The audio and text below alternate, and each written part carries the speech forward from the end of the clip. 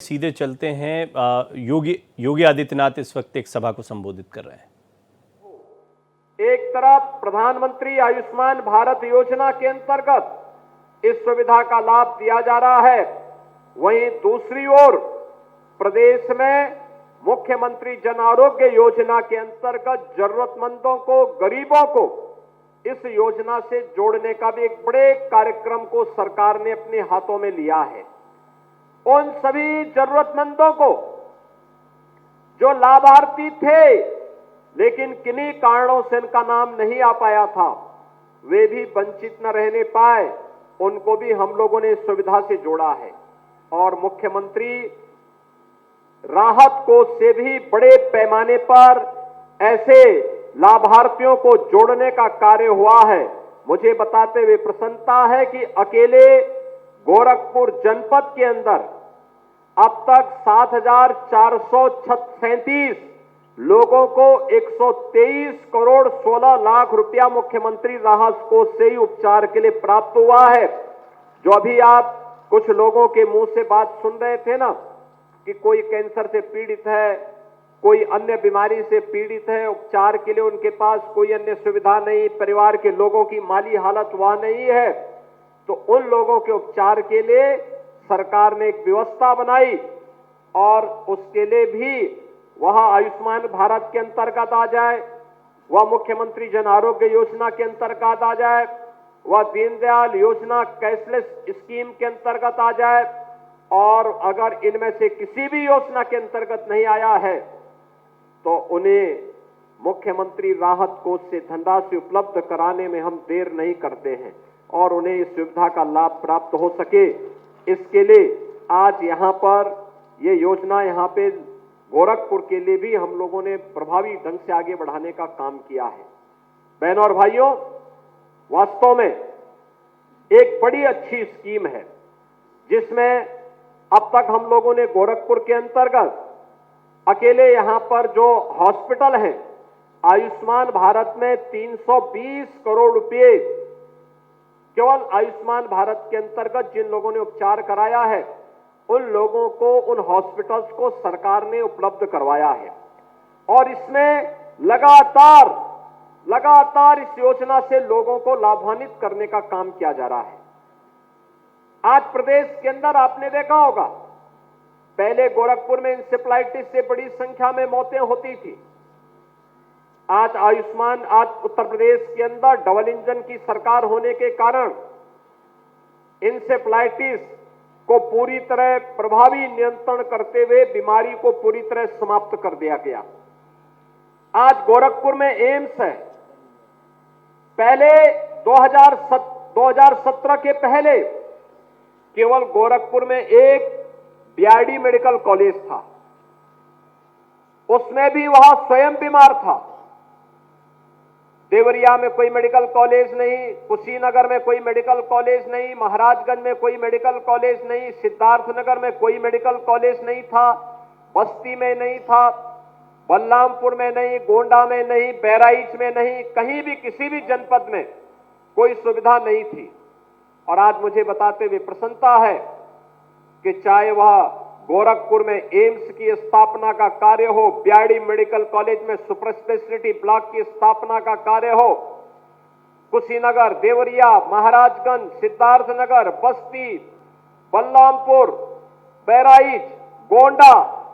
इन सभी जनपदों में मेडिकल कॉलेज बन गए हैं या बन रहे हैं और उनमें सुविधा भी लोगों को प्राप्त हो रही है। और दूसरी तरफ प्रदेश के अंदर हर जिले के अंदर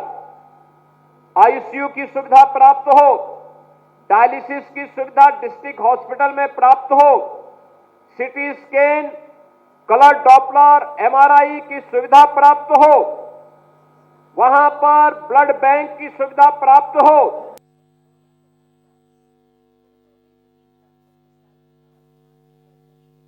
CT scan, colour Doppler, MRI की सुविधा प्राप्त हो, वहां पर ब्लड बैंक की सुविधा प्राप्त हो, ब्लड कंपोनेंट यूनिट वहां पर लगे और उसके माध्यम से लोगों को इस सुविधा प्राप्त हो। इसके लिए सरकार ने जो प्रयास प्रारंभ किए आज उसका लाभ उत्तर प्रदेश का नागरिक ले रहा है। कोरोना के दौरान 25 करोड़ की आबादी से करोड़ों को कोरोना महामारी से बचाने के लिए सरकार ने उस समय जो प्रयास प्रारंभ किया था, उससे पहले हम लोगों ने इंसेफ्लाइटिस की मुक्ति के लिए एक व्यापक कार्यक्रम चलाया था और इंसेफ्लाइटिस की सफलता के बाद कोरोना जैसी महामारी पर अंकुश लगाने में हमें सफलता प्राप्त हुई। कोरोना जैसी महामारी के बाद प्रदेश के अंदर स्वास्थ्य की सुविधा को और भी मजबूत किया जाए, इसके लिए जब हम लोग 17 में आए थे तो 1947 से 2017 तक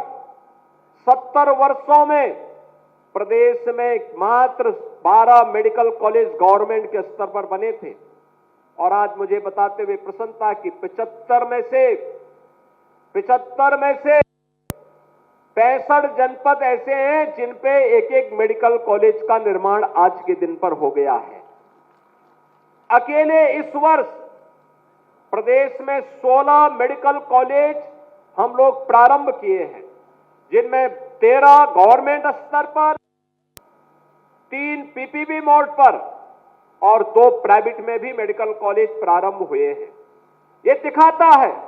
कि स्वास्थ्य की सुविधा को बेहतरीन बनाने के लिए ये डबल इंजन सरकार पूरी प्रतिबद्धता के साथ कार्य कर रही है। लेकिन स्वास्थ्य के केंद्र भी स्थापित हो, स्वास्थ्य केंद्र के साथ साथ हम लोग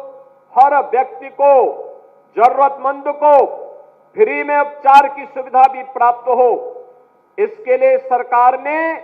ये सभी स्कीम लागू की है, चाहे आयुष्मान भारत की योजना हो,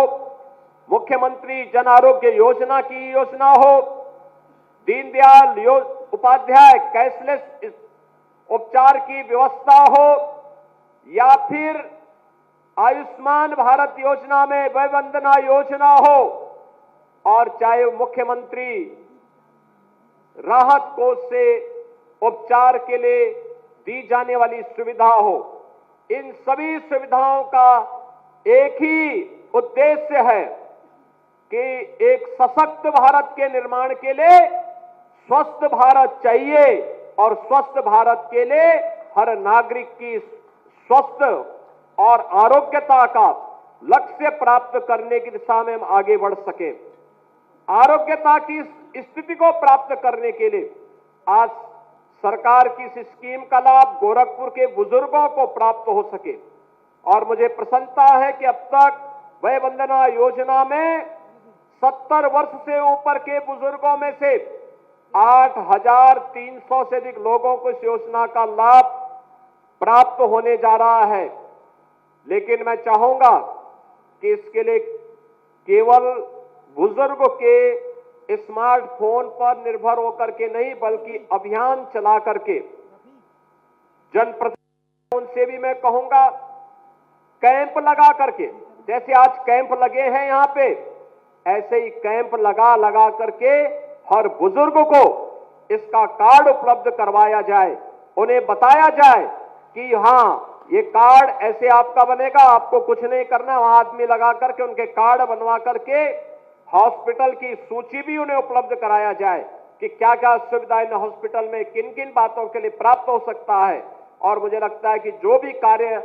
इस में स्वास्थ्य विभाग के लोग और जनप्रतिनिधि या समाज के जागरूक लोग करेंगे, मान करके चलिए मातृ ऋण, पितृ ऋण और ऋषि ऋण से उन्हें इस कार्य के माध्यम से एक मुक्ति मिलेगी और उन्हें इसके माध्यम से उसका पुण्य भी प्राप्त होगा। इस कार्य के साथ जुड़ने के लिए मैं यहाँ के जनप्रतिनिधियों से, समाज के जागरूक नागरिकों का आह्वान करूंगा कि उन सभी लोगों का जो 70 वर्ष से ऊपर के आयु के हैं, उनके लिए बृहद पैमाने पर इस कार्ड के निर्माण के लिए आप अभियान चलाएंगे। आज के इस अवसर पर मैं एक बार फिर से इस पूरे अभियान के प्रति अपनी शुभकामनाएं हुए आप सबके और सभी नागरिकों के, सभी बुजुर्गों के स्वास्थ्य और आरोग्यता की कामना करते हुए अपनी वाणी को विराम देता हूं। धन्यवाद। जय हिंद।